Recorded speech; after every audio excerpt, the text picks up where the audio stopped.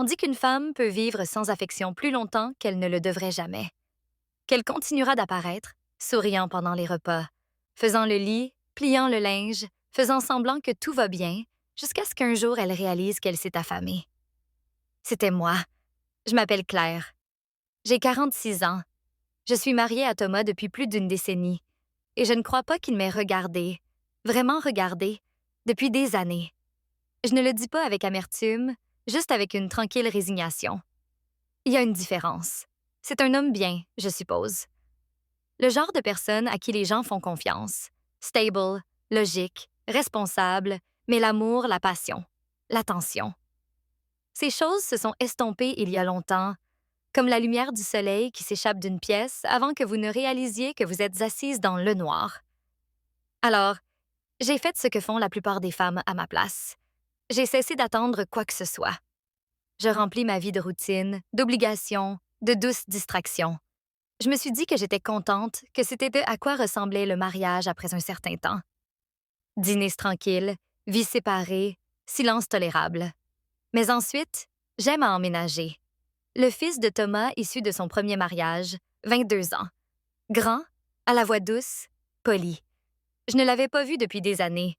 Il vivait avec sa mère à travers le pays, mais après qu'elle se soit remariée et ait déménagé à l'étranger, il a appelé Thomas un soir et a dit qu'il avait besoin d'un endroit où rester pendant qu'il déterminait ses prochaines étapes. École, travail, il n'était pas sûr. Thomas, toujours pratique, a accepté sans hésitation. Juste le temps qu'il se remette sur pied, m'a-t-il dit par-dessus le bruit de sa brosse à dents électriques, comme si nous discutions d'un robinet cassé. Je n'ai pas argumenté. Je ne le fais jamais. Mais quelque chose a changé le jour où J'aime est arrivé. C'était peut-être la façon dont il me regardait. Non pas avec attente ou jugement, juste avec présence. Comme s'il me voyait même quand je ne voulais pas être vue. Il m'a serré dans ses bras lorsqu'il a franchi la porte. Non par obligation, mais avec chaleur. Il sentait l'océan, le sel, le vent, quelque chose de libre. Et quand il a souri, quelque chose de peu familier a remué lentement dans ma partie centrale. Un clignotement de vie dans un endroit que je croyais éteint depuis longtemps. Cette première semaine, j'ai gardé mes distances. C'était le fils de Thomas, après tout. Mon beau-fils. J'ai préparé des repas, nettoyé la chambre d'amis, tenu des conversations polies. Mais J'aime était différent du garçon dont je me souvenais. Il était observateur, réfléchi, gentil de manière discrète, comme lorsqu'il remplissait mon café sans demander, ou mettait de sa musique en pause quand j'entrais dans la pièce, ou offrait de porter les courses sans qu'on le lui dise. Thomas n'a rien remarqué de tout cela. Bien sûr que non. Il travaillait tard comme toujours.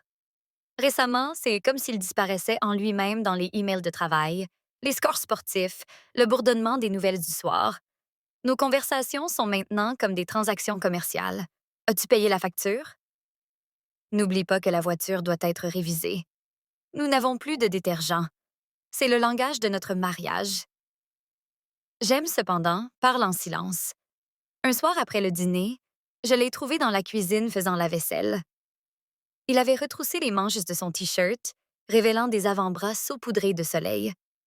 J'aurais dû m'éloigner. Au lieu de cela, je suis restée là, appuyée contre le comptoir, comme si c'était la chose la plus naturelle du monde. « Tu n'as pas à faire ça, » ai-je dit. Il a regardé par-dessus son épaule et a souri. Je sais, j'aime juste aider.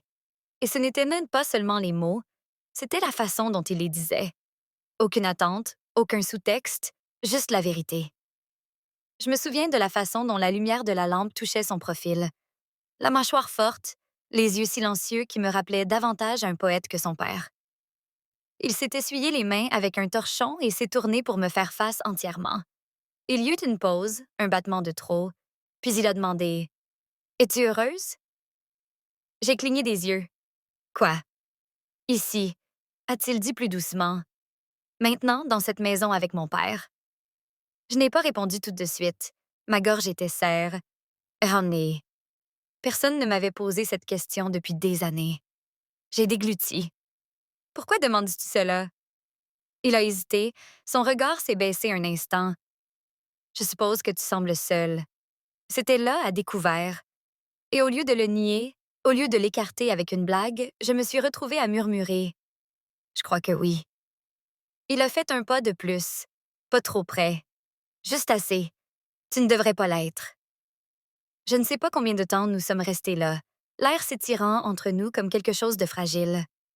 J'ai entendu les pas de Thomas à l'étage, étouffés, se déplaçant vers la chambre. Et comme un sort qui se brise, je me suis détournée. Bonne nuit, ai-je dit trop rapidement, reculant avant de dire quelque chose que je ne pouvais pas retirer. Mais plus tard, allongée à côté d'un homme qui ne tendait plus la main vers moi, je ne pouvais pas arrêter de penser aux mots de Jaime. Tu ne devrais pas être seule. La façon dont il l'a dit, la façon dont il m'a regardée quand il l'a fait.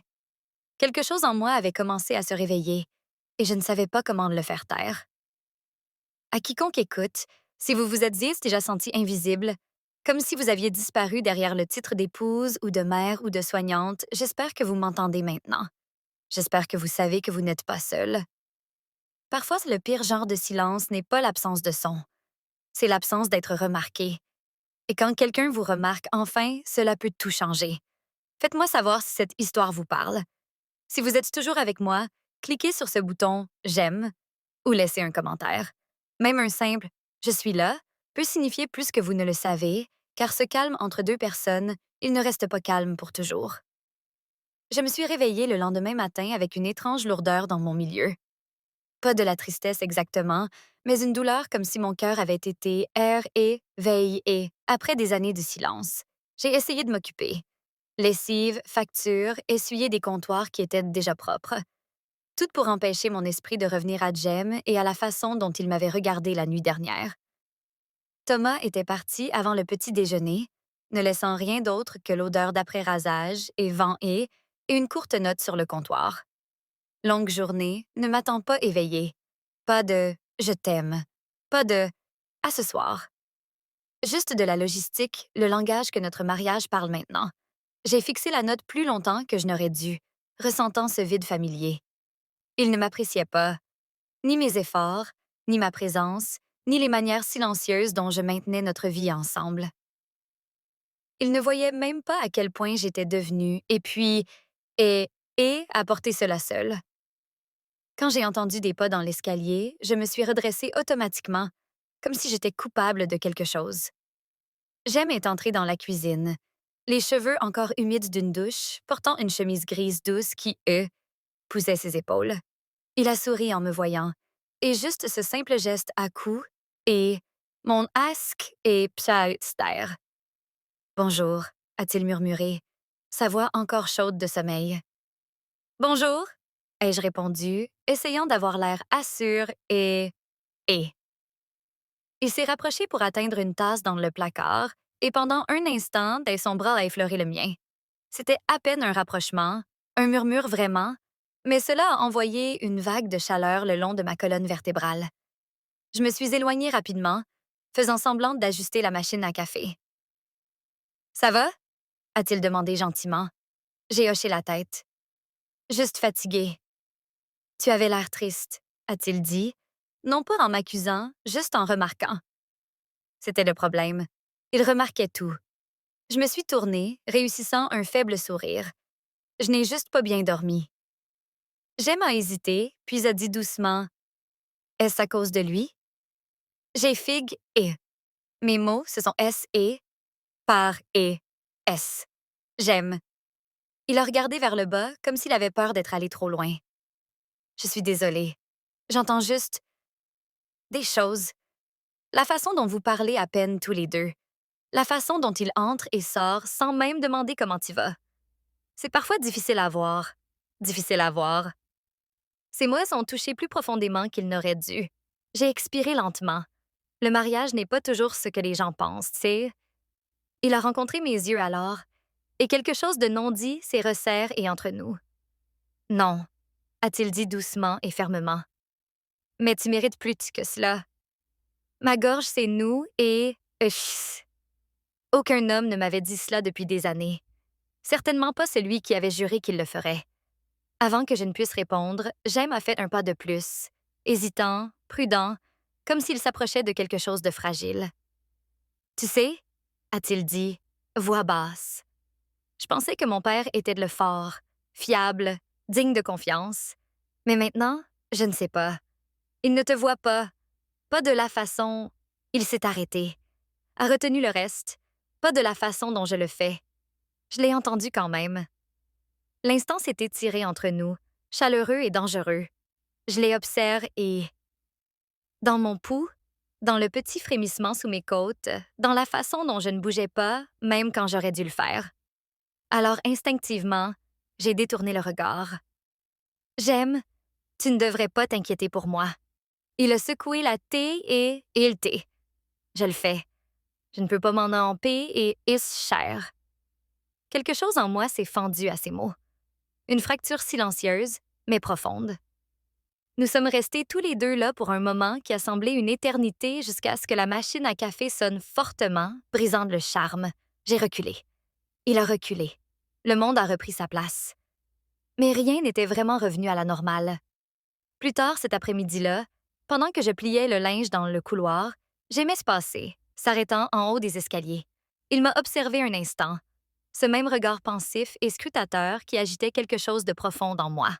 « Tu n'es pas seul ici », a-t-il dit doucement. Et puis il est parti, me laissant avec une vérité que je n'étais pas prête à affronter. Une vérité qui deviendrait plus forte chaque jour qu'il restait sous ce toit. La maison semblait différente ce soir-là. C'était peut-être moi. Peut-être que c'était j'aime. Ou peut-être était-ce le silence, plus lourd que d'habitude, bourdonnant de quelque chose que je ne pouvais pas nommer. Thomas a envoyé un message disant qu'il travaillerait tard à nouveau, comme si c'était une nouvelle. Il n'a pas demandé comment s'était passée ma journée. N'a pas demandé si j'avais besoin de quelque chose. Juste une autre nuit seule, écrite entre les lignes. J'étais debout au comptoir de la cuisine à préparer le dîner que personne ne mangerait à l'heure. Le bourdonnement de la cuisinière, le doux crépitement du beurre dans la poêle. Ils auraient dû être réconfortants. Mais au lieu de cela, chaque son semblait amplifié, comme si la maison attendait quelque chose. Puis j'ai entendu des pas. Lents, D, E, lib, E, R, E, S. J'aimais est apparu dans l'embrasure de la porte, une main reposant sur le cadre. Il n'a pas parlé au début. Il m'a juste observé et ce n'était pas la façon dont les gens jettent un coup d'œil à quelqu'un qui cuisine. C'était plus profond, plus concentré, comme s'il mémorise a été quelque chose qu'il n'était pas censé faire. « Tu en fais trop », a-t-il murmuré. Finalement, j'ai levé les yeux. « C'est juste le dîner.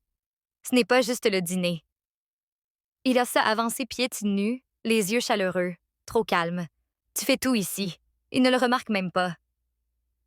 J'ai serré ma prise sur la spatule. « C'est bon. »« Ça ne l'est pas, » a-t-il dit, plus ferme cette fois. Il te traite comme un son de fond. Les mots ont frappé plus fort qu'ils n'auraient dû. J'aime s'est rapproché, sans envahir, juste assez près pour que je sente le changement dans l'air. Il se tenait à côté de moi, si près que je pouvais percevoir la faible odeur de cèdre sur sa peau.